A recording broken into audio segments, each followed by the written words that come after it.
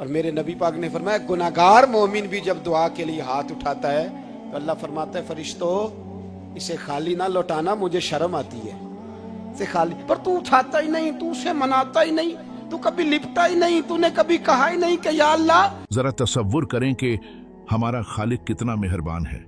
جب ایک گناہ گار مومن بھی دعا کے لیے ہاتھ اٹھاتا ہے تو اللہ تعالیٰ فرشتوں سے فرماتا ہے اسے خالی نہ لوٹانا۔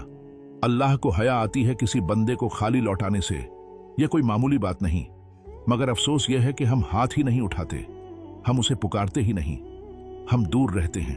اگر ہم صرف ایک قدم آگے بڑھا لیں، اگر ہم آہستہ سے کہیں یا اللہ مجھے تیری ضرورت ہے، تو یہی چھوٹی سی پکار وہ دروازے کھول سکتی ہے جن کا ہمیں کبھی گمان بھی نہ ہو۔ میں تجھے لے جاؤں حضرت سعد بن ابی وقاص کے پاس، قادسیہ کی جنگ ہو رہی تھی، کافر بلا رہا تھا آؤ اگر کوئی ہے تو آؤ آؤ مقابلے میں۔ حضرت سعد بن ابی وقاص نے گھوڑے دوڑا دیے، دشت تو دشت ہیں صحرا بھی نہ چھوڑے ہم نے، بحر ظلمات میں دوڑا دیے گھوڑے ہم نے۔ حضرت سعد بن ابی وقاص نے گھوڑے دوڑائے، آگے دریا آ گیا، کوئی پل نہیں کوئی شے نہیں، اسلام کی عزت کا سوال ہے۔ حضرت سعد بن ابی وقاص نے ہاتھ اٹھائے اور کہا اے اللہ اگر تو موسیٰ کی نافرمان قوم کو رستہ دے سکتا ہے تو تو ہمارے دلوں کو جانتا ہے، ہم تو اپنے رسول کے فرما بردار غلام ہیں، آنا مہربانی کر کی اگر تو نے دل مسلم کی دل جوئی نہیں تو ہمیں تانا دیں گے بت کے مسلم کا خدا کوئی نہیں۔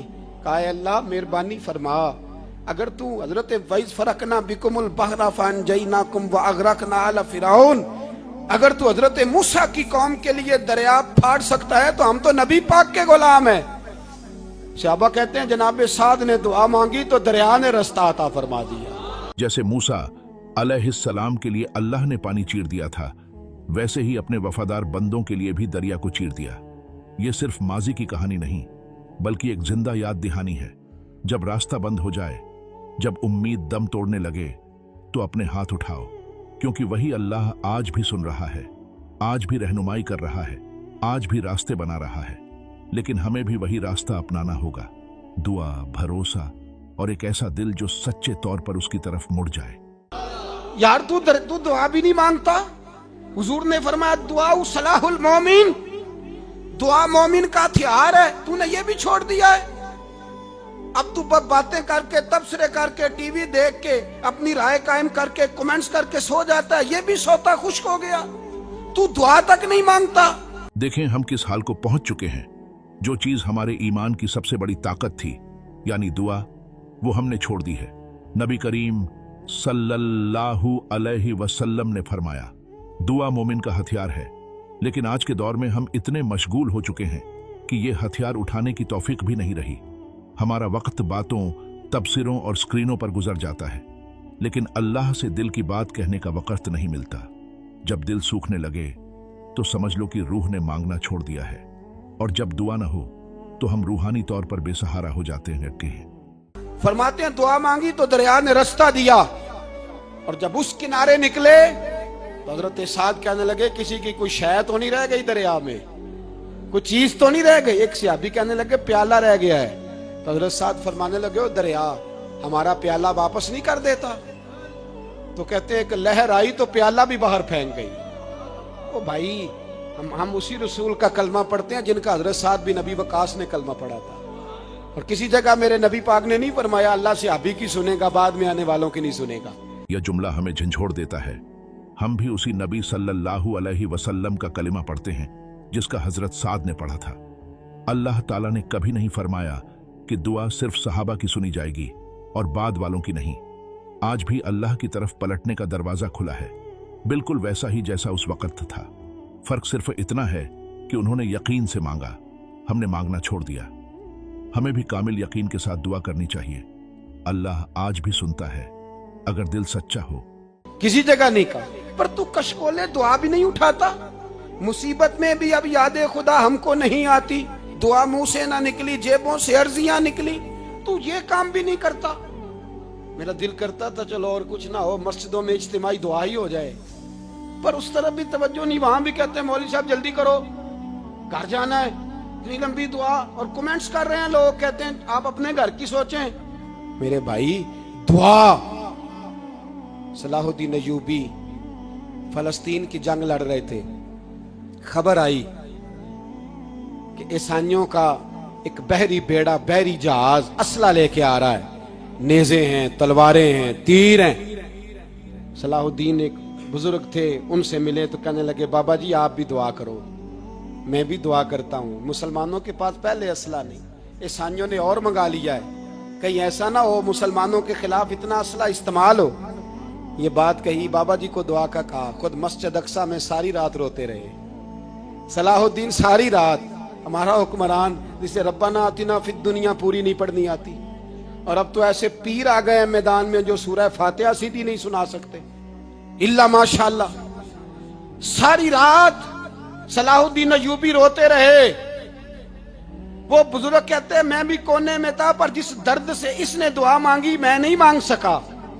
سویرے خبر آئی کہ دشمن کا وہ بحری بیڑا جو اسلحہ لے کے آ رہا تھا دریا میں غرق ہو گیا ہے.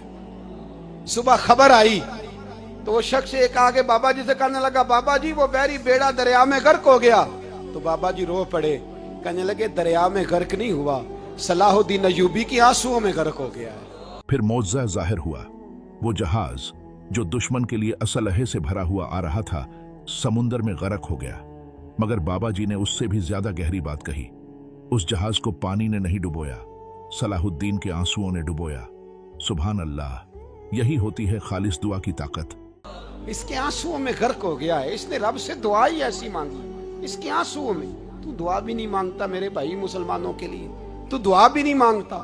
امام حسین میدان کربلا میں تھے, ایک راوی کہتا ہے 3 دن پانی بند رہا ہے, روٹی بند رہی ہے, پر قرآن پاک کی تلاوت 1 منٹ کے لیے بھی بند نہیں ہوئی.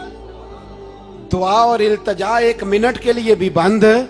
حسین کے خیمے سے یہ آواز بار بار آتی رہی, یا اللہ استقامت بھی دے اور صبر بھی عطا فرما.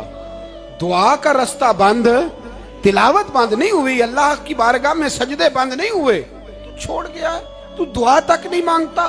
دعا تو انقلاب برپا کر دیتی ہے, دعا تو حالات بدل دیتی ہے, دعا تو تبدیلی لے آتی ہے. کوئی بیٹھا ہوا مجھے دور دعا دیتا ہے, بس دعا دیتا, فقط دعا دیتا ہے. کوئی بیٹھا ہوا مجھے دور دعا دیتا ہے, میں ڈوبتا ہوں پر سمندر اچھال دیتا ہے. وہ بھائی تو دعا بھی چھوڑ گیا. پہلی بات آپ کی خدمت میں یہ ہے کہ جاگیں, مسلمان بنیں. دوسرا کچھ نہیں کر سکتے تو دعا تو کر سکتے ہیں نا, دعا کا رستہ اپنائیں. یاد رکھو, تمہارا رب تم سے بہت قریب ہے. وہ رب جو رات کے اندھیروں میں ٹوٹے دلوں کی سسکیاں بھی سنتا ہے. وہ جانتا ہے کہ تم پر کیا گزر رہی ہے, لیکن وہ چاہتا ہے کہ تم اسے پکارو. دعا محض الفاظ نہیں, یہ بندے اور رب کے درمیان ایک پل ہے, ایک ایسا رابطہ جو کبھی ٹوٹتا نہیں, چاہے وقت کتنا ہی بدل جائے, حالات کیسے ہی ہو جائیں. اگر آج تمہارے دل میں ویرانی ہے تو یقین رکھو یہ ویرانی ہمیشہ نہیں رہے گی. جو اللہ پر بھروسہ کرتا ہے وہ کبھی خالی نہیں لوٹتا. تو اٹھو, ایک بار پھر دعا مانگو. شاید یہی وہ لمحہ ہو جب تمہاری تقدیر کا دروازہ کھلے اور تمہارا رب تمہیں وہ عطا کرے جس کا تم نے صرف تصور ہی کیا ہو. اللہ تمہارے دل کو سکون دے, تمہارے بوجھ کو ہلکا کرے اور تمہیں اس مقام پر لے آئے جہاں تم صرف اسی پر بھروسہ کرو. آمین.